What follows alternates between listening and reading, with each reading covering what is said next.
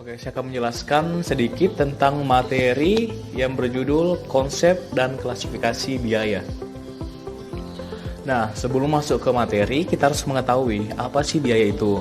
Jadi, biaya adalah pengorbanan sumber ekonomi yang diukur oleh satuan uang untuk hal yang telah terjadi maupun yang akan terjadi di masa depan. Itu tadi adalah artinya secara luas, sedangkan artinya secara sempit, biaya adalah beban ataupun harga pokok suatu produk. Nah, selanjutnya kita masuk pada klasifikasi biaya.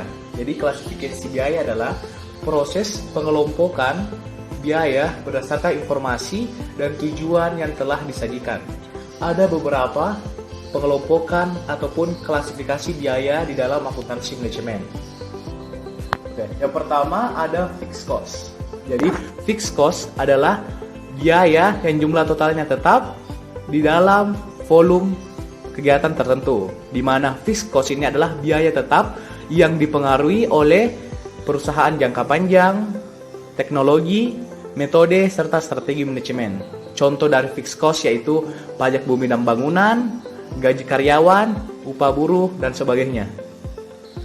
Oke, selanjutnya yang kedua ada variable cost atau biaya variabel. Nah, biaya variabel ini kebalikan dari fixed cost, yaitu jumlah totalnya berubah sebanding dengan volume kegiatan tertentu atau volume kegiatan di suatu perusahaan. Tapi tetap untuk harga per unitnya tetap konstan. Contoh dari variable cost ini yaitu biaya bahan baku, biaya salesman sesuai dengan levelnya. Oke, selanjutnya yang ketiga ada biaya semi variabel, di mana biaya semi variabel ini bisa dikatakan biaya yang berubah tapi tidak sebanding dengan volume kegiatan yang ada.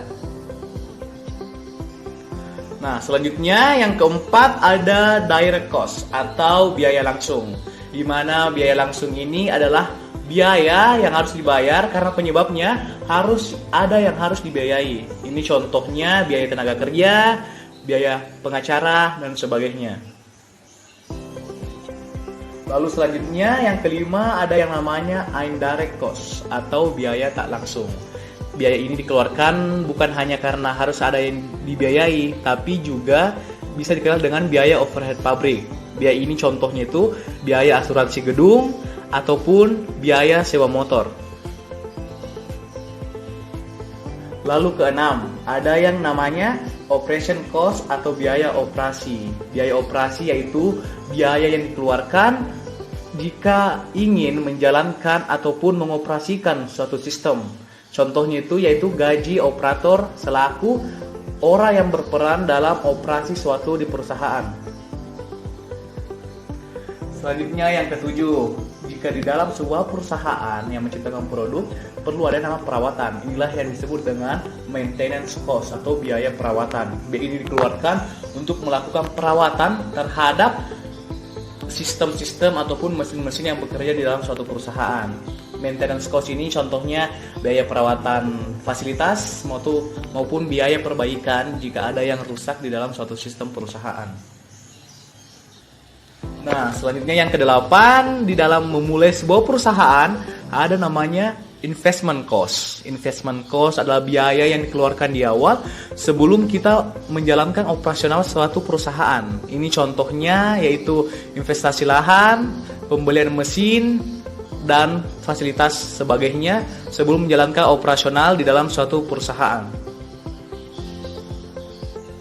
Lalu selanjutnya yang kesembilan ada yang namanya incremental cost. Incremental cost adalah biaya yang timbul karena adanya penambahan ataupun pengurangan output suatu perusahaan. Nah, biaya ini terjadi karena adanya sebuah keputusan di dalam sebuah manajemen. Contohnya, sebuah manajemen memutuskan untuk menambah total biaya produksi. Karena apa? Karena adanya penambahan tenaga kerja. Sehingga ini biaya yang terjadi karena sebuah keputusan di dalam manajemen perusahaan.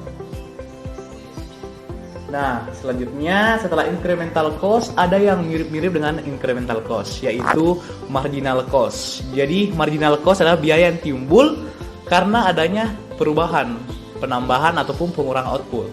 Nah, bedanya dengan incremental cost adalah Jika incremental cost berdasarkan keputusan di dalam manajemen, marginal cost ini berdasarkan dari satu produk tertentu. Misalnya, penambahan anggaran biaya produksi karena adanya penambahan dari orderan sebelumnya yang memesan. Jadi ini perubahannya karena si pengorder yang menambah jumlah produk yang dipesannya. Lalu yang ke-11 ada yang namanya unit cost, yaitu biaya per unit. Nah, secara matematis, biaya per unit ini didapatkan dari hasil pembagian jumlah unit, jumlah yang dibutuhkan dibagi dengan jumlah produk yang dihasilkan. Untuk mengetahui berapa harga setiap unit produk yang dihasilkan oleh perusahaan. Nah, ada unit cost, ada total cost. Jadi total cost yaitu keseluruhan jumlah yang dikeluarkan dalam menghasilkan sejumlah output. Ini di total semuanya, baik dari biaya tetap maupun biaya variabel. Contohnya biasanya perusahaan melakukan pengkalkulasian total biaya yang telah dikeluarkan untuk memproduksi sejumlah output yang dihasilkan. Nah, selanjutnya adalah ada recurring cost atau biaya terulang, yaitu biaya yang harus dibayarkan oleh perusahaan dengan jumlah yang sama dari yang sebelumnya. Secara sederhana, contohnya aja, misalnya perusahaan harus tetap membayar sewa mesin fotokopi 1 juta per bulan, baik itu digunakan atau tidak. Itu adalah contoh dari biaya terulang atau recurring cost. Nah, selanjutnya yang ke-14, kebalikan dari recurring cost yaitu unrecurring cost atau biaya yang tidak terulang. Artinya biaya ini hanya dikeluarkan satu kali saja, yaitu contohnya pembelian di tanah, itu hanya dibayarkan satu kali jika sudah menjadi hak milik perusahaan. Selanjutnya yang ke-15 ada dikenal dengan nama sunk cost. Sunk cost adalah biaya yang dikeluarkan tetapi tidak relevan lagi untuk diperhitungkan biaya atau imbalan yang akan didapatkan, dan biaya ini tidak dapat dihindari dan akan tetap keluar. Nah, lalu yang terakhir atau yang ke-16 sama dengan sunk cost, yaitu past cost, yaitu biaya yang dikeluarkan dan tidak dapat diubah melalui keputusan apapun.